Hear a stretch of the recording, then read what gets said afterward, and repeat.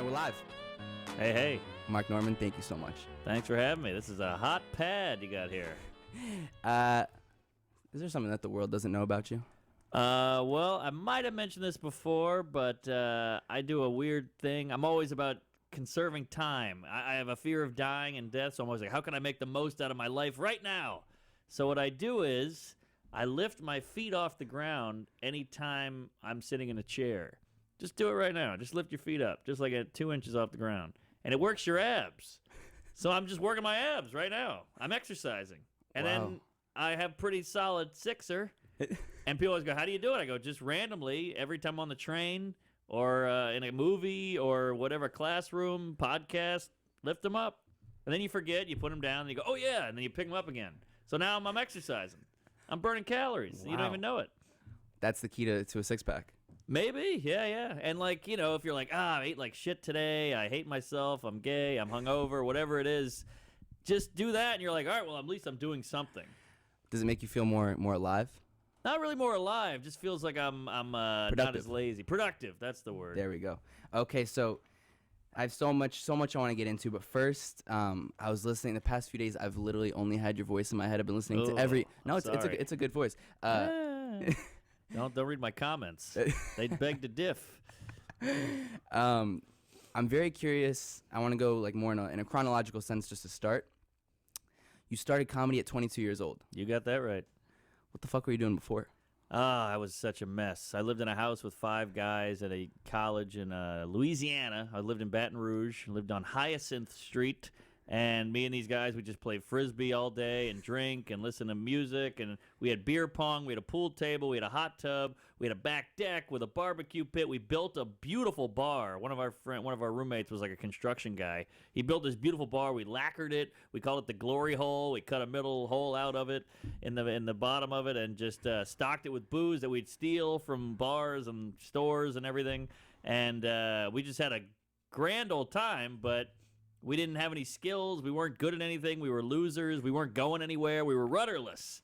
And I was wildly depressed. But, you know, you drink so much that you don't know you're depressed till you're sober. And, yeah, that's what I was doing. And, you know, we were stealing street signs and trying to get laid and, you know, shit like that.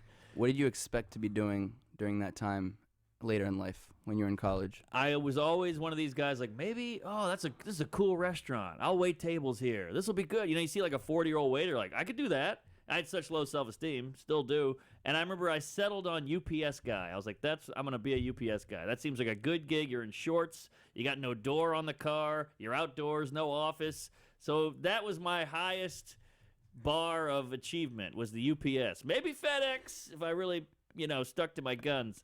But, yeah, that was it. I never, you know, comedy was like Bill Cosby, Steve Martin or Seinfeld. It was like such a astronomical feat. So UPS guy was really that was my go-to goal. Were you a funny kid growing up? Funny kid, yeah. I never got these guys like, no, I was quiet. I was a weirdo and a bedwetter and the whole thing. But yeah, I was funny. I was obsessed with comedy. I loved Bill Murray. I loved Groucho. I loved Damon Wayans. I loved all these guys. And just absorbing comedy, all the SNL, Ferris Bueller's Day Off, cartoons, The Simpsons. So yeah, always obsessed. And I remember there was I think you say the first time you did comedy, you drove 3 hours away from home to do a set. That's right. When I wasn't doing it in class. Oh. But that was like officially an open mic. But I remember one time, and this is a nutty story. It sounds like a Hallmark movie, but I was sick as a dog when I was like 6 or 5. I was really young. I was in kindergarten or something like that. And my mom had to go to work. She was a teacher at this University of New Orleans. And so she goes, you got to come to work with me. I can't. You're too young to leave you. There's no babysitter. You're puking everywhere. I got to bring you to work. So I had to sit there in her boring law class with law students, and she went to go do something, like get something out of the copy machine. And she came back. I don't really remember this, but she said I was on the desk doing jokes. Like doing jokes I'd read in a joke book, because I was a big joke book guy. And I was like, you know, what does a ghost eat for dessert? Blueberry pie. And I was killing, she said. You know, because I think they're just pity laughing. I'm a 5-year-old douche on a desk, you know, telling knock-knock jokes. But officially, that was the first time I did stand-up. And did you killed? killed. But it's a novelty, you know. I'm a kid, and it's fun. And these are like adults. I probably could have gotten laid. The ladies were going nuts. But yeah, it was. I didn't even know what stand-up was, but that's what I was doing. And then I took a speech class in college, and I was writing an act because you have to deliver the speech and like get graded on how well you present it and say it out loud and all that. And I didn't realize like I was writing stand-up then. I was doing jokes because I was so nervous. I had horrible stage fright. And so I would write jokes in there, and the laugh, I would go, oh, all right, I can relax. And then back to the boring information. I'm boring. I have such a fear of being boring. And that's a big reason why I'm talking too much here. Sorry. I mean, I want you to talk more. All right. See, I was worried I was boring you. You'll never bore me. Truth to power, whatever the hell that is. You can't handle the truth. I don't know. You know what I'm talking about. But so, yeah, I where was I? Fear of boring people. Fear of boring. Yes. Where's that stem from? Oh, yeah. So my parents suck. So they were always they were workaholics. So they were just like, hey, watch TV. Like, don't talk to us. And so I was like, always thought of a fun, I need a way to really grab them. There's got to be a way. And every now and then you get a glimpse of your dad being like, oh, that's not bad. And you're like, yes, I feel alive. I feel whole. But it was so hard to do. And that's why comedy was so important to me. Because if you got to laugh, it was a genuine involuntary reaction. So I think that's why I was obsessed. Was it therapeutic for you in a sense? Oh, yeah, still is. And that's people always go, you're a real joke guy. You got your joke per minute ratio is insane. I'm like, yeah, because I'm freaking out every silent moment. I got to have another punchline or I'm panicking. Do you feel like you have, I'm curious as to how your brain functions. Do you feel like you have all these jokes and you can just whip them out? You know all of them in the back of your head? Oh, yeah. I mean, I'm almost like I don't want to say martial arts guy, but like, I feel like I've been studying comedy so long. I'm not saying I'm a black belt or anything, but I have a lot in my arsenal all the time in any situation.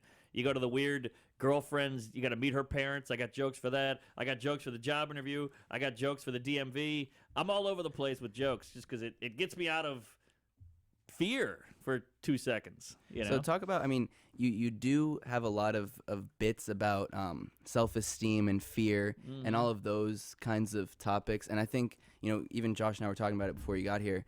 One of the things that I love about your comedy is there's so much truth to it. And I think those jokes really land well because you're able to describe things in ways that we can all relate to. Ooh. And you put obviously a comedic twist to it, so it hits extra hard. Right.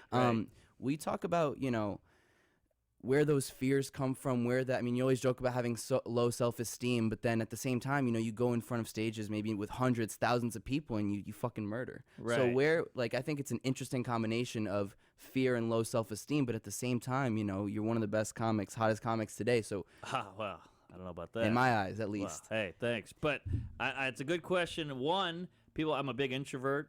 And people always say, how can you be an introvert if you're standing in front of 500 people? And I actually wrote a bit about that. It's because you can't talk. I got this whole thing under my control. I got my thumb on all of your asses right now. That's why I can do it. If you guys heckle me, I'll shut down again. I mean, I can probably go back and forth with you, but that's why. And then you say, like, what were you saying? You said you have low self-esteem, but you can still joke. You know, that's where the jokes came from. And also, those jokes bomb for weeks of trying to figure it out. And some people, like you go to the middle of the country, they're not as big on anxiety and therapy-ish kind of stuff as we are in these coastal cities. So they're like, anxiety, what? Introvert? What is that? Does that mean you like dudes? I don't know what that means. So you're like, no, they don't have that. They're like, we got to go to work. Like, we don't have introversion. I mean, I need my alone time every now and then. I crack a beer, I watch a game, but you suck it up. You go to work, you hug your wife, you kiss your kids, whatever. So those jokes were really hard to get to work because they're not relatable to everybody. But I feel like no one was doing those. You know, as a big comedy fan, I was like, everybody's touched on airlines and family and drinking and girlfriends or whatever. No one's really doing the whole introversion, therapy, weirdo, low self-esteem stuff. So I really honed in on that because I'm obsessed with it because it's all I think about. It consumes me. So I figure, hey, if it's consuming me and no one's doing it, this is a perfect thing to write it. It's perfect fodder for comedy. And once I did it, it really resonated. It was kind of bombing on the road because the road is very, I don't want to say lowest common denominator, but for a guy like me, I don't I do now a little bit, but I never really sold tickets. You know, when you start selling tickets, people come to see you.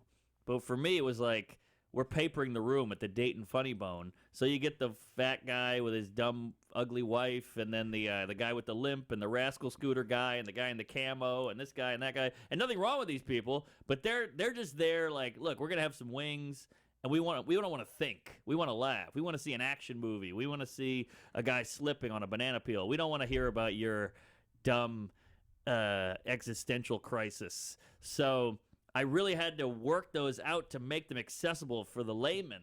And that was really difficult, but they paid off because once I put those online, those connect more than any joke about a girlfriend or a boner or whatever. Do you feel like when you're on stage, all of those maybe fears and anxiety slightly go away? Is that where you feel most comfortable?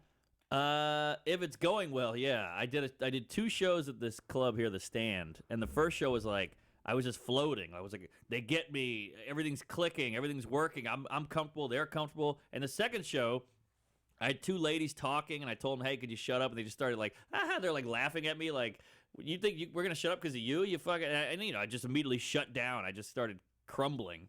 And I was like, and then like a joke didn't hit. So then that's another thing. And you just start like, you feel smaller and smaller. And it was the same material, same room, same night.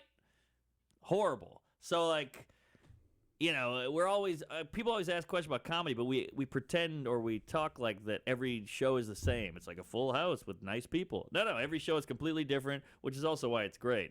You know, these people don't get it. That's tourists. They barely speak English. These people hate straight white males or whatever the hell. There's always some factor, and that's the problem with comedy.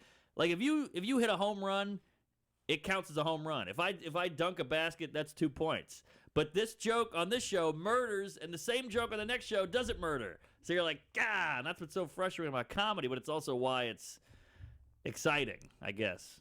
So after you then moved to New York, once you wanted to fully pursue comedy, right? Oh, yeah. And you, in your special, great special, you talk about getting mugged. Yeah. You talk about how in the beginning you're bombing. Yeah. How you're not making any money. Will you talk about that a little bit more in depth and how you're paying your bills? What those first couple years are looking like when you're, bombing and you're not, at the level you are today? Oh, it's bleak, man. I couldn't do it again. Seriously. Like, I started in New Orleans. I was a kid. I was like a piece of shit, like whippersnapper. I was like a delinquent, Like, I was a street kid. We would just run around and, like, one time we got pretty drunk and we were walking around a parking lot and we saw a yappy dog in the guy's car, and the car window was like, 2 inches open so the dog could live. So we came up with this idea to go in the grocery store that the car was parked at. We did a bunch of whippets in the what do you call those, Cool Whip? We did a bunch of those, and then we got all loopy, and we decided to get pretty clever idea. We got laxatives and put them in like dog treats and fed them to the dog through that little window and watched as the dog shit all over this guy's car, and that was our night. That was it. Wow. Like, that's where we were at in New Orleans. But good times.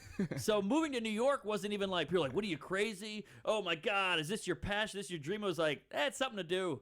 I don't know if it's going to work out. It probably won't, but I have such little going on. My back is such against the cliff that, fuck it. I love New York. I went to film school here, and I like fell in love with the city, and I never really fit in. Felt like, my parents are weird, so that was, who cares? I got nothing behind me. Let's go. And I moved up there with like 3 or 4 guys, and just, it's fun. It's a young man's game, 22, 23, living in Brooklyn, the hour-and-a-half train ride to get in the city, begging people to let me work there. I was a construction worker. I did furniture moving. I was a janitor for a couple years. Those job titles just show where my self-esteem was at, which is funny. I never was like, maybe I'll be a banker. That was crazy. So, and then we would just get out of work, and we would all, and this is kind of before smartphones, so we would all just write down what open mics were at what time, and we would just, like cockroaches, all the comics would just flee, or what do you call it, like swarm to those mics, and, you bomb, and then you do it again the next day, and then you get drunk at night, and you do it, wake up, you're hungover, you go to work, and you do mics, and did that for probably 5 years. Until a little bit of traction started happening, and any kind of traction was like, Oh God, it was unbelievable. I couldn't even wrap my head around it. Like Comedy Central is doing a showcase at the UCB, and you're on it. I'm like, oh my God! Like it's not filmed, it's not paid, it's nothing to it. But just the idea that the word Comedy Central was on it, for a young Louisiana boy, was quite astounding. So yeah, it was rough, man. Then the muggings, but again, I was so drunk the whole time. Like once 6 p.m. hit, I had a beer in my hand. Every day, I was a mess. And, it was like you get paid drink tickets a lot. And some people were like, normal, smart, responsible comics were like, here, you want mine? I don't want to drink that. I was like, yeah, what are you kidding? And I was drinking, off of the bar. Like somebody would leave half a beer, you just take it. I was such a sewer rat. But, yeah, so every time I got mugged, I was either in a blackout or close to one. Do you remember any of your muggings? I remember every one. Yeah. Do you have a favorite mugging story? If that Sure. Well, one has a happy ending, and two don't. Okay. So I'll give the happy ending. Plus, I got robbed so much in New Orleans. I grew up in the inner city, and it was pretty dicey. So I was kind of used to that. That part I could deal with. Like to me, Josh over here not liking me is more soul crushing than getting my wallet stolen, which is doesn't make sense, but that's where I'm at. That's why I get weird when people are like, you're a comedy offended to me. I'm like, I don't want to hurt you. I just do what I think is funny. I'm not trying to hurt anybody. I just think the Holocaust has some humor to it, We can find it, and it's challenging. But either way. So, and again, I don't like the Holocaust. That's what people don't get. That's why it's funny, because it's Mark not Norman to be does funny. not like the Holocaust. Of course not. I mean, it was pretty impressive, let's be honest. But wait, why are you laughing? This is see, that's what I don't get. So, whatever. So, yeah, one time I was walking home I got off the train. When the train's in Brooklyn, in Crown Heights, most likely, once it gets late enough, those trains just kind of give up. They're like, we're doing what we want. This is not a 6 train anymore. This is a Q train, and fuck your mother and all that. So you're like, all right, and you don't have any money for a cab, so you just do it. So I got off on the train. It was like way away from my house, but I was like, fuck it, I'll walk it. And I'm walking down, I think it was New York Avenue or Nostrand or something like that. And I see 5 guys on the corner, like big thuggy guys, shooting dice like out of a movie, drinking 40s, music, the whole thing, laughing. And I was like, I'm gonna walk on the other side of the street. Well, I walk down, I pass them, I feel pretty good, and I'm pretty drunk. And an older guy's coming towards me, old black guy, beard, the whole thing. And he gets up to me, he goes, I had an iPod at the time, like the old school one. And he goes, give me that radio. And he was a big guy, and I was like so drunk that I wasn't nervous. I was like, it's not a radio. That's where my head was at. And he just grabs it, and I grab it back. So we're grabbing at the cord like this, and he just picks me up, and he starts slamming me against that, when the business closes, that metal thing goes down? He was like hitting, and it was like, pow, pow, because those things are so loud. And, I'm kicking him, I'm punching him, and he won't budge. I think he was on PCP or something, because he had this look in his eye. And these guys ran over and pulled him off me and beat the shit out of the guy. I mean, like kicking him in the face and stomping on him and stuff. And my iPod hit the ground. I watched them for a second. I grabbed my iPod. I said thanks, and I ran home. Wow. So I got away with all my shit, which was rare. But you can't judge. I judged those guys, and I didn't judge the old guy, and I was wrong. So you never know. And the other 2 have worse endings? Yeah, well, the other 2, they got my stuff. There was a bar called Rudy's in Manhattan. It had free hot dogs with every beer. So, 2 birds with one alcohol problem. And I would get drunk and eat hot dogs, and then I got way too drunk, and they threw me out. And I was, like, bouncing off the walls on 10th Avenue or 9th Avenue. And I saw, like, a kind of a alcove, like 4 stairs in an apartment that kind of looked warm and calm. I was like, I'm just going to lay there for, like, 5 minutes, get my shit together, my wits about me, and then I'll go home. And I passed out. I woke up. There's 5 guys going through my shit very violently, and they were like tugging me around and doing this, trying to get my back pockets. And I was like, and then one of them goes, he's getting up, hit me, and I went out again. And I woke up. The sun was shining, the birds were chirping, and I lost everything.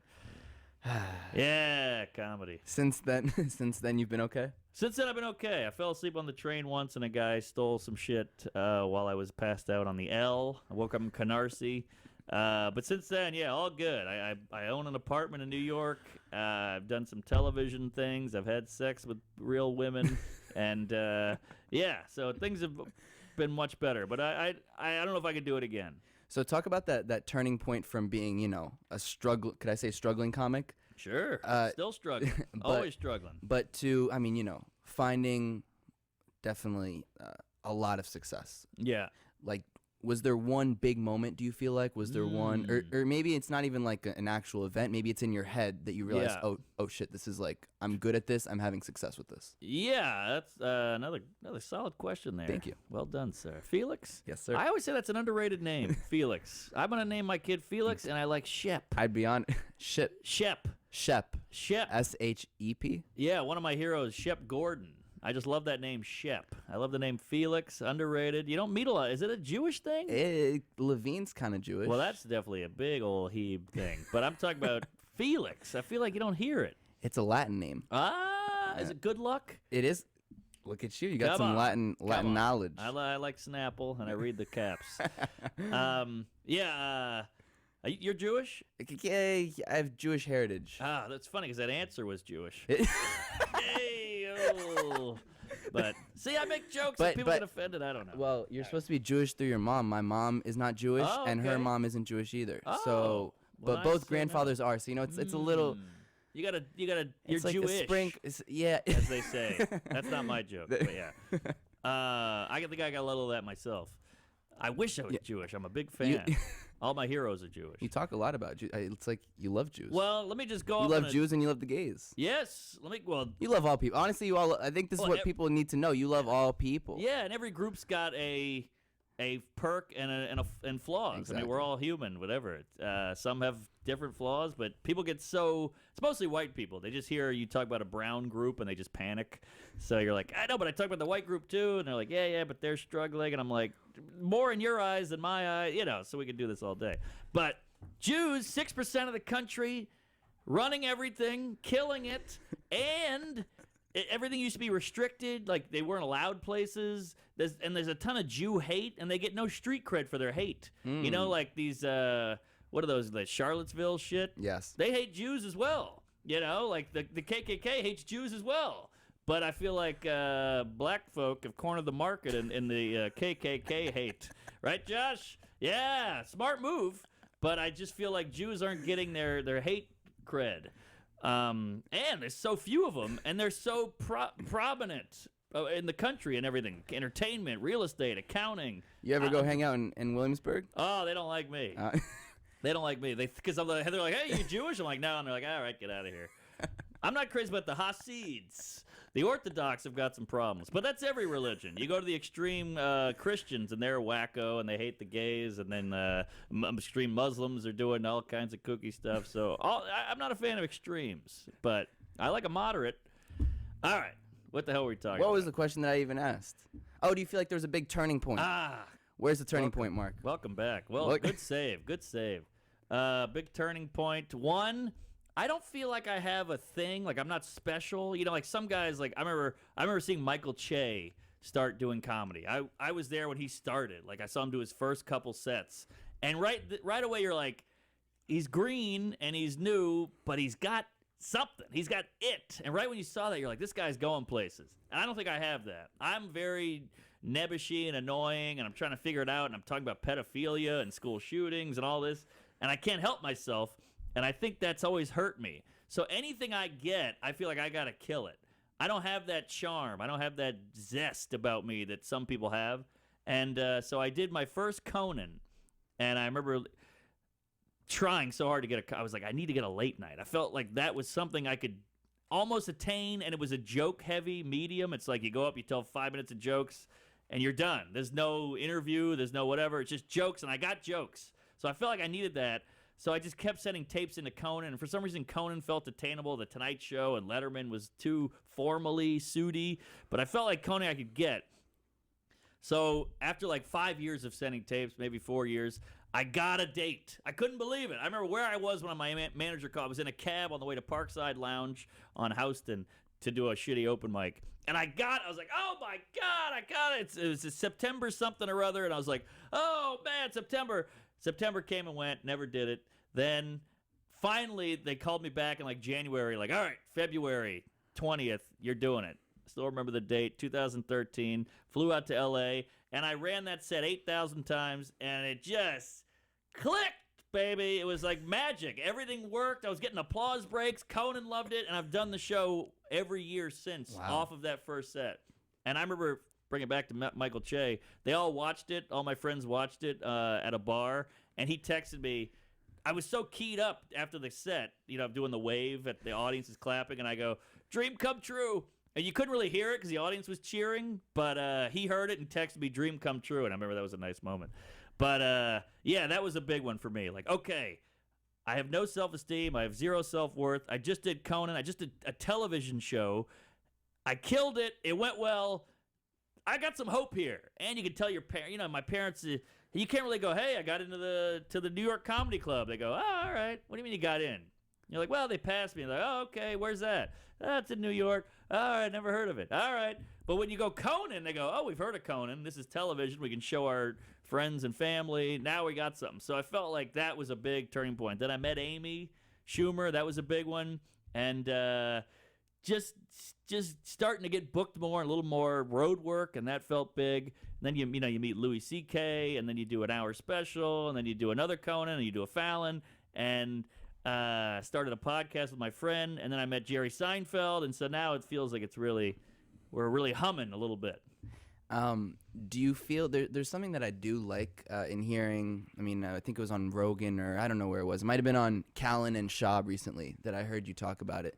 Is like on the surface, it's jokes. It's jokes right and left. But at the same time, you work incredibly hard. Yes. And you're very devoted to your craft. Yes.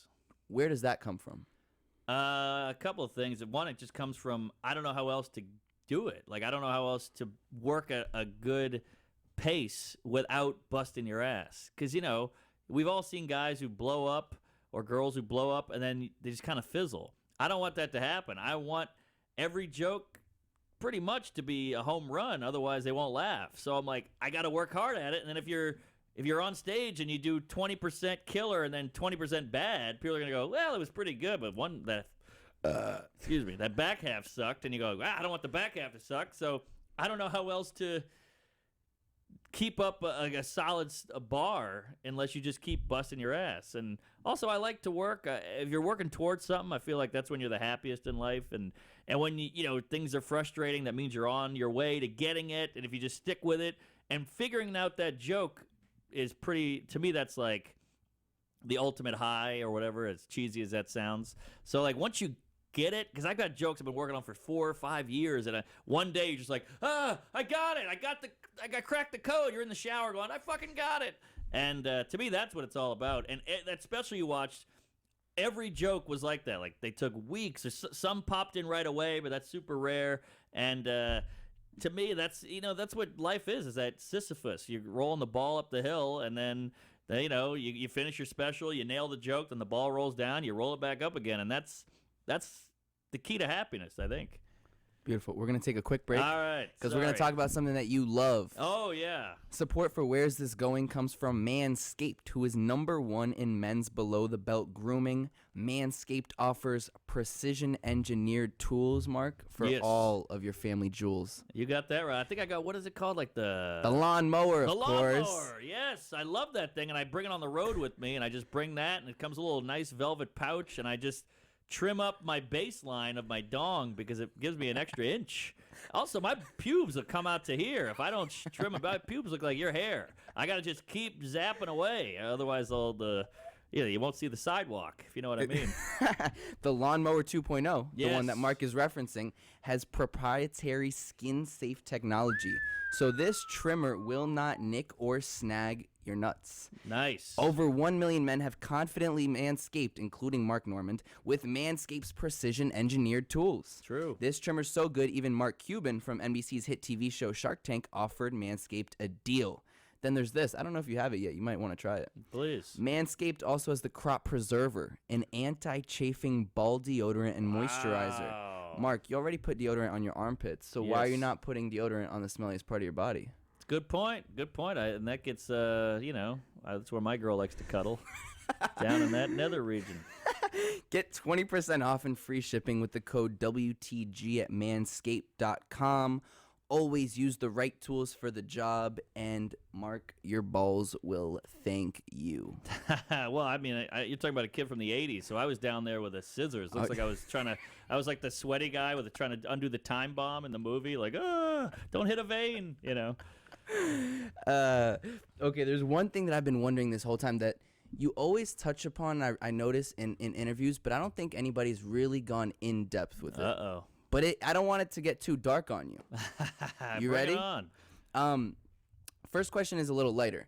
Do you think that if you didn't have this anxiety or this low self-worth, do you think you'd be the comic you are today? No, sadly. I think you need all the parts of the gumbo.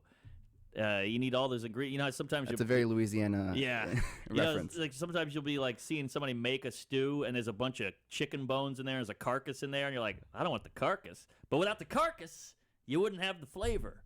And I think as much of a curse as it is, you need that sour to make the sweet better a little bit. And I wouldn't work hard, you know, it's like that Jim Jeffries joke. He's like, America's all confidence with no skills. So who would you rather, the nervous guy who's freaking out about his skills, or the guy who's just like, I'm great? You know, the guy working on your car is going, I put it together, so it's fine. Don't worry, I'm great. But the nervous guy's going to be like, I got to nail this, or else the car's going to blow up and I'll get sued or whatever. So that's how I feel. I feel like I got to nail this. So then without that pressure, I wouldn't feel like I wouldn't nail anything. Does that all come from your childhood, your family, your parents? Is there something that you could pinpoint?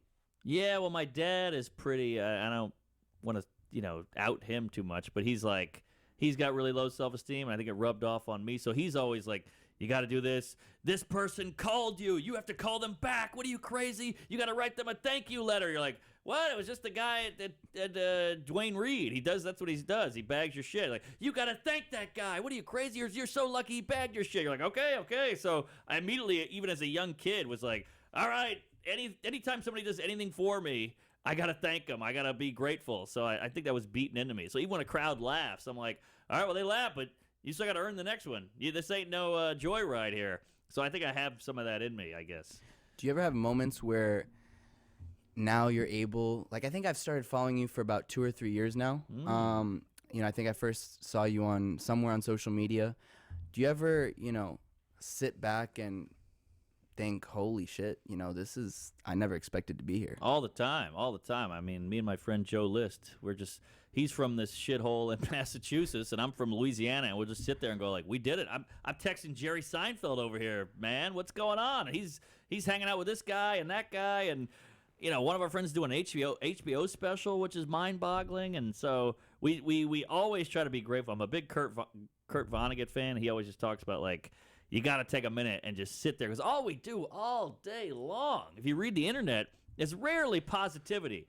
Sometimes they'll show a picture of a woman with like a Chewbacca mask, and she's like, and that goes viral. It's like, we're craving that. There's so much negativity. It's Trump, and it's politics, and it's war, and school shootings, and this and that. It's like, he's sexist, he's racist, this guy, that guy's like, shut up for 2 seconds. We got Uber Eats.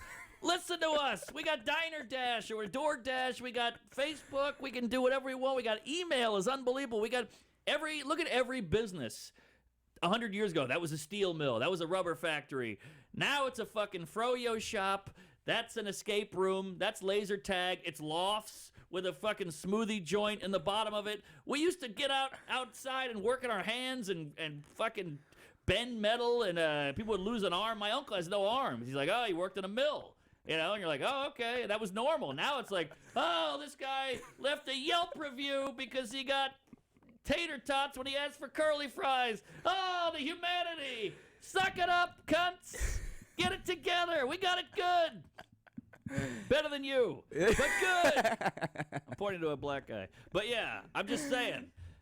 And we have made progress in the world, but we don't like to focus on the progress because it feels good to be a victim. We want that pat on the back. Like when I was a kid, you hid all your shit. Like I was a bedwetter, I had anxiety, I had braces, I had dandruff. We didn't have any money. We had powdered milk. My friends would come over and go, hey, you got any Pepsi? And I'd look at the fridge and go, oh shit, we got powdered milk. Now everybody's going, hey, I'm poor. I have depression. I was molested. Like they get points for that now. And you're going, hey, just fucking Suck it up and be interesting, and stop trying to focus on all the negative shit like that's your personality. You got molested?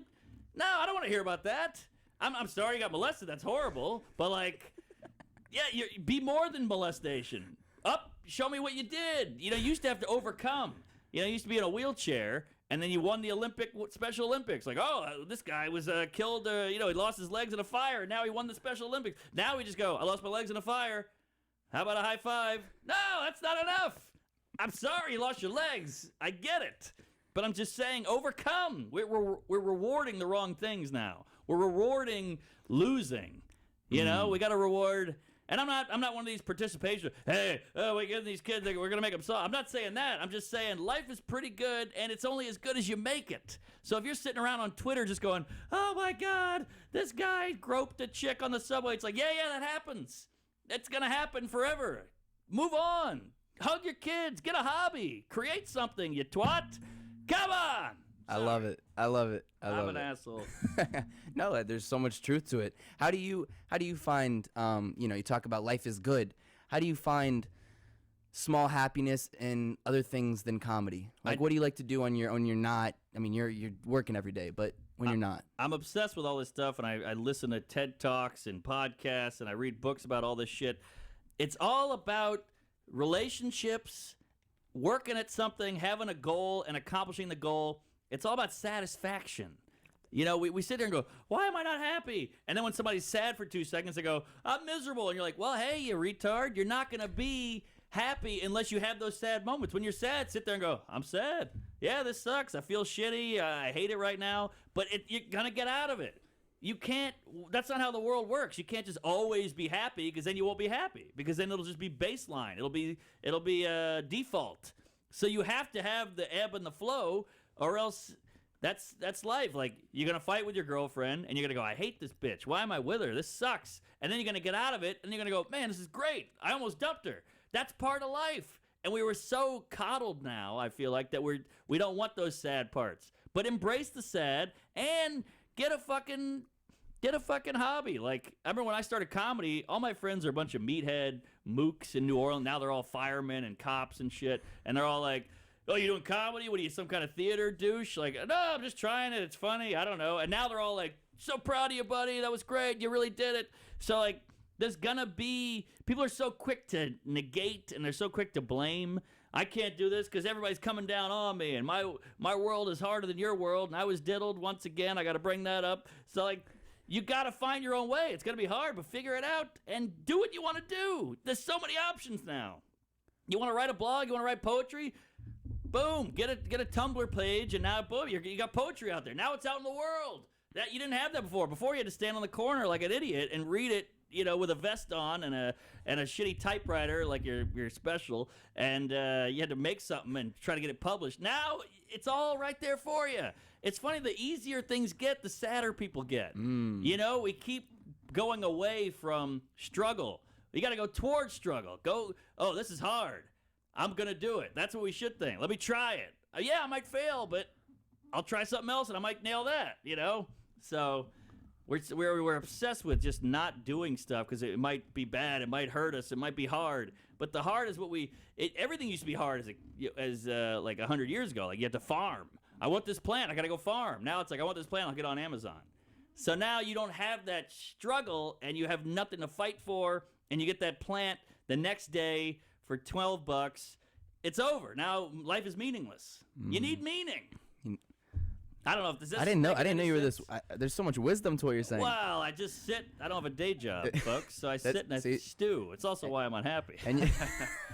But I'm happy. I'm just kidding. Is there a piece of advice that you would have liked to know when you were 22 and starting that you now know? Because I feel like there's so much. A lot of what you're saying is, as I said, it's wise, but it sounds like someone who's experienced, who's learned, who's lived. Is there something that you wish that you knew at 22 years old that you now know? Well, I wish I had started comedy younger, because I always meet these kids. I'm like, I'm 17. I'm like, you're such a smart kid. I was so obsessed with fitting in and partying and getting drunk and all that, because I was just running from everything. I was always running. So I think I would have done therapy a lot younger. I'm a big therapy douche. I got into it. It changed my life. I got a couple friends into it. Now they're better. I wish I would have cooled it with the alcohol and the drugs. That was a kind of a waste of time. I wasted so many years. And I'll see people now because I'm doing comedy, so I have more exposure to these people I went to high school with, and they'll see me at a party or something in New Orleans, and they'll go, "Remember when you did this?" And I'm like, "Nah, I was drunk.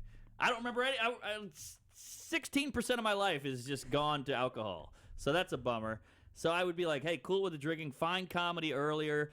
And I would say try shit. Like, I've had a million things where I go, ooh, it'd be a funny sketch if you did this or this. People go, that's funny. And I go, I'm going to shoot that. I never shoot it. Just fucking shoot it. Get a Saturday together. Get a couple friends. Suck it up. Pay the $200 it's going to cost to get a camera or a boom mic or whatever. Just suck it up and shoot it and edit it and learn how to edit.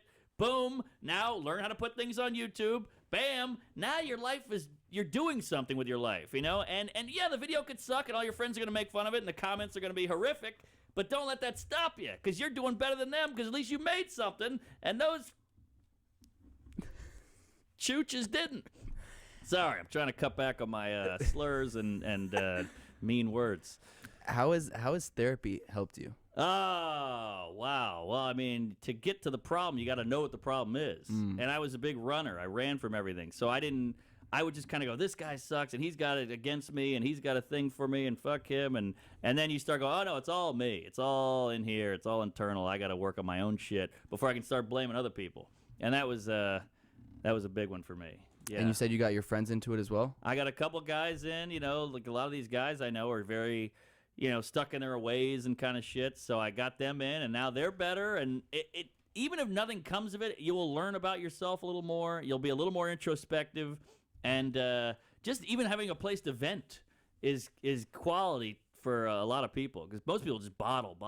When you bottle, man, the resentment, it's pretty ugly, and it can just kind of rot you from the inside.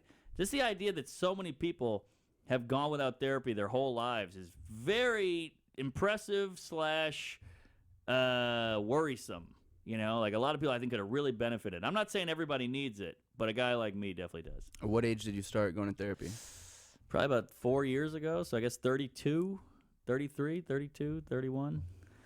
You're 36 now? 36, just turned. Wow. It's a tough age because 35 is like, I'm right in there. I'm in the mid-30s. I'm not old. I'm not young. But now I feel like, all right, now I'm in the back half. So that sucks.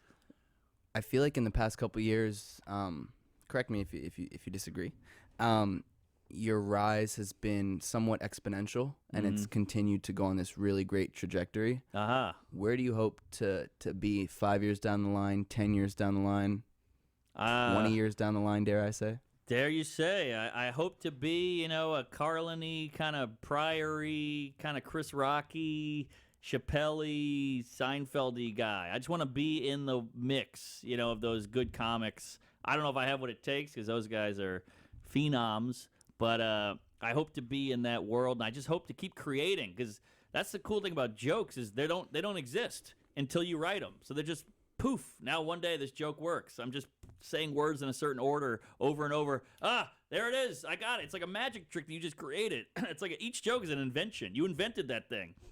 So I love the idea that in 10 years I'll have jokes that I couldn't have even thought of now because you just keep becoming a better writer if you stick with it. Some comics get worse. But I love the idea that there's more in the tank and new experiences will cause new material and so on. So yeah, I just want to keep putting out work. That's why all these guys put out special. Louis C.K. put out a special a year for many years because that's just fear of death. We're just like, hey, I'm trying to put my stamp on the world before I croak as much as possible. And I get that, and I'd like to do stuff like that. Do you have goals in terms of like, I want a Netflix special, I want to sell out Madison Square Garden, I want to do this or that? Are there any big ones that you can think of off the top of your head? Sure, I'd like to have a special. I have a show idea. I've pitched 13 shows, 12 shows now to nothing, and some of them I was really proud of and I worked really hard on. And you just fly out to L.A., you pitch, nobody cares, you come back, and the whole dream is ruined. I mean, we do practice pitches, Skype calls, rewrites, scripts, the whole thing, to nothing. And I've done 12 to 13 of those, and they've all been squashed. But I have a show idea, and I don't know if I should say it because somebody might steal it, but I would like to be a big enough name in comedy where I have some income, like some real money. I can make my own show. And I have 2 ideas. One, I want to do a cartoon a la Bill Burr, F is for Family, about my childhood in New Orleans. I had a transgender nanny. I grew up in a dilapidated mansion. I grew up in a poor black neighborhood. I was the white kid, public school, the whole thing. So that would be fun. Bike got stolen, 4 or 5 times a year, whatever. And then that would be fun. But my other idea, and this is when I have some money and some recognition, I would like to have a Shark Tank style show where people pitch sketches to me and that could go viral or really pop, much like a product could take off financially. This would be hilarious. That would be the goal. And I could pay them to shoot. I'd be like, I'll give you capital. Like some random nobody in Park Slope, these 2 kids could come up and go, hey, we got an idea for a sketch. And I would sit there and go, let me hear it. I'm a funny guy. I can evaluate. And I go, well, I'm going to buy that sketch. We'll put it on my network, on my YouTube page, and we'll pay you, and that would be my show. Do you get it? I do get it. Yeah. That's a good idea. I hope nobody steals it. I hope nobody steals it either, but I call it Shark Tank. No, I don't know what I'd call it, but just it's me and maybe some other, you get like an Ali Wong in there, or Michael Che, or a Colin Jost, or Lorne Michaels, somebody who knows sketch, and then you guys sit there just like Shark Tank, and you listen, and then you buy it, and then you shoot it. I think there's part of you also that at least in the short time that I've known you now, you do like to help other people. Oh yeah. Where do you think that stems from? Is it because you would have liked, or were you helped, you feel like, or you would have liked to be more helped when you were coming up as a comic? I was helped, I think, mostly because not even my joke writing. I think I was helped because I was so obsessed with comedy and I loved it so much. I think people could see that. And I think that was like 70%. And then the jokes were fine, too, because I could still do well in front of these people. Your Schumers, your Louis, your Seinfelds, whatever you want to call it, Tom Papa. A lot of people gave me a break. But also, I think the industry, we put too much stock into the industry is fucking clueless. There's like 6 funny people in the industry, but the rest are just finance guys in suits who sit at a CAA or, UTA, all these agencies, and they go, who's the hot guy? Who's the hot girl? We got to have this. We got to have that. Like, you haven't even mentioned funny yet. And that's what bothers me, because we're in the funny biz, so I want to help people because I feel like I know more than them. They just in a building. They got a suit and nice shoes. I don't have any of that, but I know more than you about comedy. I've studied it. You haven't studied it. They all sit there and go, yeah, I love Pryor. They go, yeah, give me a Pryor bit. And they go, yeah. And then you go, how about Carlin? I love Carlin. Well, what's a Carlin bit? They don't fucking know. But they just regurgitate the same shit they've heard. So I feel like I'd rather help somebody put out good shit than them make the same horse shit they've been making over and over and losing money and all that when they don't know. They're just shooting guesses. They're shooting blanks. It's all, let's hope this sticks. But I feel like if you actually have some comedy knowledge and better taste of comedy, you could really make some good shit. Do you watch a lot of comedy yourself? Do you study it? Oh, yeah. How the hell was that funny? Why did that get a laugh? Or, boy, he's got something. She's got charm. She's got a twinkle, something. So I always do that. And I love a good sketch. And I study viral videos, too. Viral videos are like the best comedy. And then some of these memes out there, most of them are stealing from actual funny people and just making something on Photoshop. But some of these memes are brilliant. I mean, there's so many brilliant comedic minds out there who are just working at LinkedIn or some shit, or UPS. Call back. But yeah, I don't know. It'd be cool to give access to them, and that's what's great about the internet. What's the best piece of advice you have for a young, aspiring comic? Yeah, I get that a lot. You're not going to like it, young comic, because every comic asks me on the road. They go, hey, I'm a comic. The show lets out, and they go, I loved your show, but I got to ask you, I'm starting out. And I always tell them, and they go, You can tell they just want me to go, here's the magic pill. Eat it. You'll be funnier. Here, how about you open for me? Here's some money. They just want something. You got to stop wanting and start going, why am I not funny? Why do I suck? Look in the mirror. Listen to your sets. Do the set in your apartment over and over. Judge yourself. You have to get to the bottom of why you are funny or why you are not funny. Instead of going, how do I get this? When does the agent come in? I can't pay my bills. How am I going to do comedy and have a day job? Shut up. We all did it. You do it now. Look at you and go, I just bombed. Why did I bomb? Record the set, listen to it and go, Yeah, I do suck. Stop thinking you're great, and then you'll be funny. Also, don't try to be important out there. All these people going, rape is wrong. Yeah, no shit. Tell me why rape is good. That's comedy. Somebody will take that soundbite and run with it. And run on Twitter. Yeah.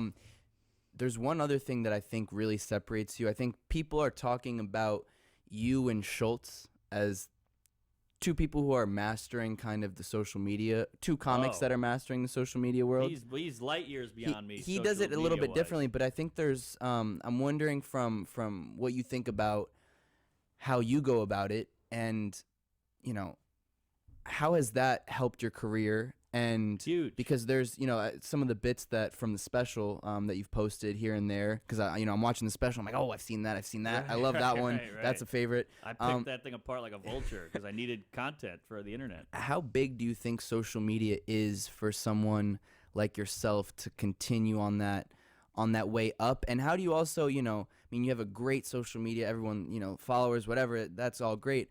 But how do you also like dissociate yourself from that sometimes and still find happiness and pleasure outside of the fact that you have all those followers and that love, even though there's some bad comments, but sure. In your regular life, full-time job. You're so right, because it's this weird what's the word, shark eating its own tail kind of thing. It's like this weird and never-ending loop of spiral. That's the word. It's this weird spiral of like, okay, I'll post something. Oh, the post is doing well. All right, now I can finally stop posting because this one did well. But wait, now I got them on the hook, so I got to keep posting. Oh, that one didn't do as well. Now I got to get them back. So you can never take a fucking break because you had them, then you lose them, and you have them. You keep thinking, I'll do a great post, and I'll be fucking done for a week. But no, you got to keep going. Then if a post bombs, you got to put a new one up so it doesn't bomb, So it's just like this thing that just keeps eating away at you, and you can't. It's like you're trying to go towards something, it just keeps getting further away. It's fucking frustrating. But on the other hand, it's helped me more. I did a special, nobody saw it. I put all the clips online. I'm getting recognized in the street now for the first time in my life. Wow. You think I'm grew up in the 90s, like, oh, you do a special, you're in, that's it. I'm Chris Rock now, but you're not. As a dime a dozen now. So you got to find your own way, and that's where Schultz is. He's like a black belt of marketing. It's unbelievable. All that dancing and the videos and the clips and the crowd work. Like, I don't have time for all that, and I'm too lazy for all that. He's like a Shaolin monk with this shit. I don't know how he does it. He's like a black ops. But I just do it as I do my act. I put a clip up, and then I hope it does well, and then I put another clip up. Like, once I feel like I'm losing them again, just like my jokes. Once I feel like they're bored, I put another clip, then another clip. So I just go clips, and all I can really do is stand up and podcast. So that's what I really promote online. I'm not like a sexy guy or a cool guy. I don't have the cool outfits and sneakers and so all that. So I just go straight clips, podcasts, and that's it. But it is frustrating, but it has helped me. So I'm kind of tethered to it right now. To wrap things up, we talked about 5 years down the line, 10 years down the line. What do you hope the Mark Norman legacy is when it's all said and done? All I want in life, I don't need to be Joe Rogan or Seinfeld or anything like that. I just want to be able to fill up a room and have people go, this guy's funny, let's go see him. Okay, we get his humor. Like Norm Macdonald's one of my obviously, huge influence on me. And I feel like he's not the most popular guy. He's not the most nobody. He's like right there in that middle where you just go, oh, that guy's funny. Like he might be in a horrible movie next week, but no one cares. You still go, he's fucking funny. He might write a dumb book or he might have a sitcom that sucks, but you're still like, Norm Macdonald's fucking hilarious. You can't take that away from me. He's done so many funny things, and I feel like I want to just be that. I just want to be known as a funny guy. Even if I bomb and do some horrible thing, they go, yeah, but he's funny. That's all I want. I just want people to think I'm funny and be good at this. And when I come to your town, I want them to be excited to come see me, and then I want them to understand what I'm doing is good humor. Seinfeld once said, hey, fuck you. Every joke is a miracle. All right? Like, if I'm doing the joke here, it's good. He said he had a guy in the crowd going, that's fucking great. He's like, yeah, I know. I worked it out for months. That's why I'm telling it to you at this beautiful theater. And I feel the same way. I'm like, look, unless I'm doing brand new shit at an open mic or something, this has all been worked out and honed and tested on different crowds, different locations. So enjoy it. just enjoy it and trust me. Have some fucking trust. I still do, half full rooms to these people like, let's go see this guy. All right, we'll pay $40. We'll get the parking and the babysitting. He better be funny. I get a lot of, you better be funny. I just want people to go, he's going to be funny. That's all I want. I love it. I love it. You can find Mark Normand on Instagram at Mark Normand, on Twitter at Mark Norm. You can find his special that I highly, highly recommend. Don't Be Yourself. You can watch the actual special on iTunes. You can listen to it on Spotify, SiriusXM, Pandora. He has a fantastic website, marknormandcomedy.com, for all tours, dates, all that other good, juicy stuff. Mark, it is truly, truly an honor to have you on the show. I started this podcast about 6 months ago. Wow. And, You're good at it. Thank you very much. And I, you've done all these big shows, the Fallons, the Rogans, the everything. So for you to come on to my show at this point is such an honor, and you are always welcome. So thank you so much, man. Just you having water here, you're already a step up above 80% of the podcast. Wow. I go to some guy's basement, he molests me, and then he gives me a pizza roll, and we do a recording, and he goes, I forgot to record it, and I go, Jesus, what am I doing here? And then we make out, and I leave. So this is already a treat. You got Josh here, he's filming, he's got a nice beard, there's a studio, you Ubered me. I'm happy to be here. Mark Normand, everyone, thank you so much. Praise Allah.